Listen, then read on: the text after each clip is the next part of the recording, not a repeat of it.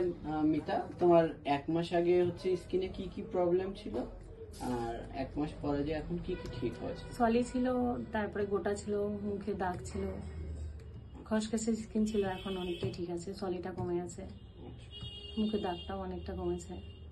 আর মুখে গোটা বেরোতো? গোটা বেরোতো, কমেছে, হালকা 2-1টা আছে এখান দিয়ে, আর সবটাই ঠিক হয়ে গেছে। আর তোমার গ্যাস হচ্ছিল, ওটা ঠিক আছে? হ্যাঁ, গ্যাস ঠিক আছে এখন। আর স্কিন মানে আগে থেকে কেমন আছে? অনেকটাই উজ্জ্বল হয়েছে, তুমি তো দেখেই বুঝতে পারছো, হয়েছে তো উজ্জ্বল। হ্যাঁ, উজ্জ্বল আছে। আর তোমার হচ্ছে